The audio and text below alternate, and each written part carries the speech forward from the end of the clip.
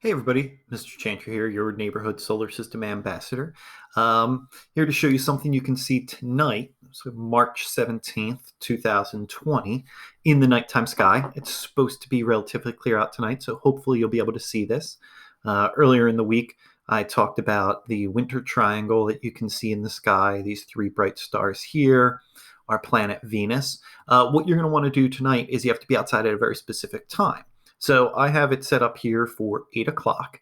And just after 8 o'clock, you want to look towards the south. You can either look to see where the sun went down to find the south, or if you have a smartphone, open up the compass app on it. They all come with a compass app on it. Face south and take a look at the sky. And if you watch here, I'm going to fast forward time till about 8:07. Here we go.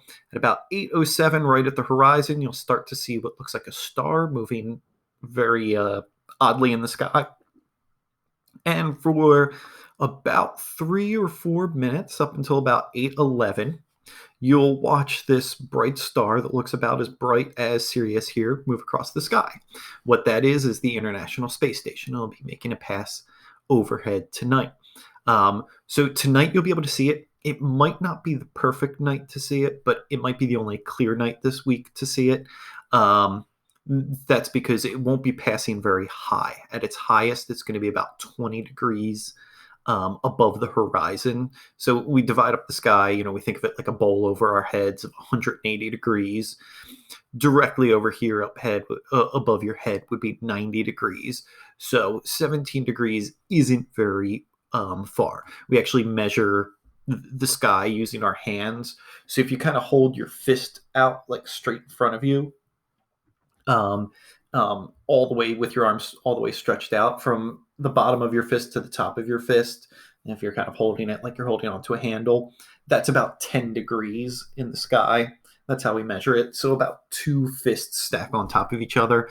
That's about the highest that it'll get to this evening, but you can look for it. Now, it is going to make a pass tomorrow night, too. That'll be much better to see, except it's looking like it's probably going to be cloudy. You might be able to poke through the clouds tomorrow night. It's going to happen at about 8:56. So you have to wait up a little bit later, right around, I'll show you the time here, 8:56, 8:57. You can see it's going to get much higher up in the sky. It's going to get up almost right there with Betelgeuse in the sky, so it'll rise in the southwest and things like that.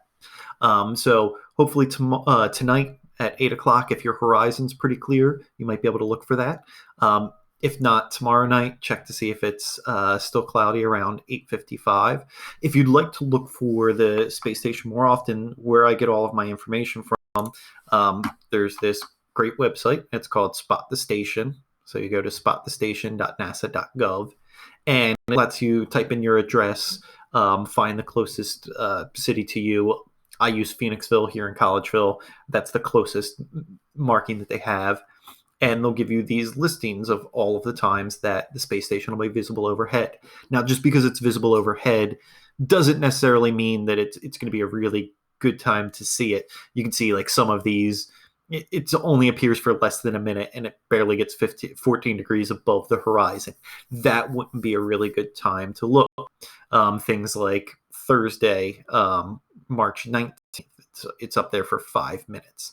That would be a good time to see, but it's supposed to be cloudy that night. Tomorrow night, March 18th for 3 minutes is getting 58 degrees. So here's tonight, Tuesday, March 17th at 8:08. It'll be up there for 2 minutes. Not great, but if you want something to do, hey, it's something to see. Max height, that's how high it gets above the horizon. That's what I said. You can use your fist. Your fist held with your arm straight out is about 10 degrees of the sky. So you can see that. It tells you where it'll appear. So 10 degrees above the south. So use your phone to find south, or face where the sun went down and turn left. That's south. And about 10 degrees, about one fist above the sky is where it should appear. It'll look like a bright star. It'll be moving. It won't have any blinking lights next to it. It just looks different than a plane, things like that. So this is a website that you can go to, try to see the International Space Station. If you want to learn more about the International Space Station, if you go to nasa.gov, so go to nasa.gov, here's NASA's website. And if you go to missions here, the first one listed is the International Space Station. So they have a whole page devoted to the International Space Station. You can take tours of it. You can take virtual tours of the space station. You can learn about science that they're doing.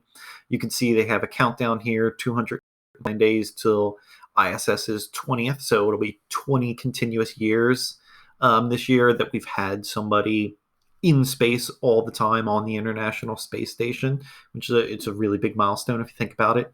Lots of people have, lots of kids have never been alive in a time where there wasn't somebody in space 24 hours a day, 7 days a week.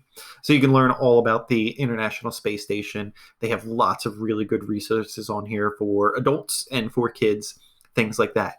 People always ask me, they're like, why can we see the International Space Station? Like, how does this work?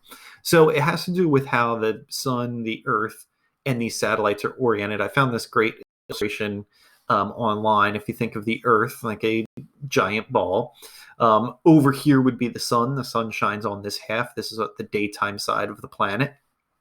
Over here is where the sun doesn't shine, the nighttime side of the planet. So in this model, the Earth would be spinning counterclockwise, and you would go from daytime to nighttime, daytime, nighttime, daytime to nighttime. Now, this isn't to scale at all. This person would be about 1,000 feet tall, or 1,000 miles tall. That's not accurate. It's just to give you an idea. And you can see, a person standing on the Earth, well, when they get over here, it's nighttime for them. They're looking up at the nighttime sky. But these satellites that are orbiting around us, they're up much higher than we are. And there's sometimes, like just after the sun sets, until about 9 o'clock at night, where we're going to be in the shadow of the Earth, on the nighttime side of the Earth. But these satellites are high enough that they're still in the sunlight. So the sunlight will hit their reflective surfaces, their solar panels, whatever it might be. And that light gets reflected down to us so we can actually see that light. You really won't see satellites in the middle of the night because the satellites aren't high enough to be able to reflect. They're completely in the Earth's shadow by then.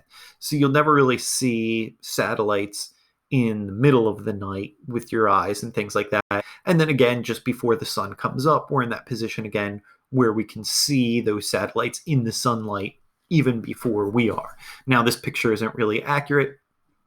In this, if the Earth really was this size, most satellites orbit, just a few millimeters in this picture above the Earth. They're actually really low, close to the Earth, especially the International Space Station. It's not that high. It averages, I think, about 240 miles above our head, which is really high. But when you think about it, the Earth's diameter, its line straight across, is 8,000 miles across. So 250 miles is a very small fraction of that. So it would just be, looking at this scale, just over top of that line. So go out Tuesday night, March 17th, 8:08. Look for that International Space Station. May or may not be able to see it depending on how clear your horizon is and whether the clouds have cleared out. Go to that Spot the Station page.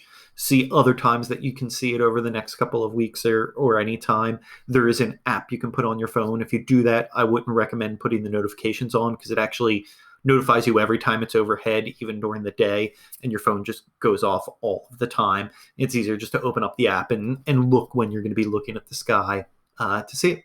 So go outside, take a look up in the sky, and be amazed.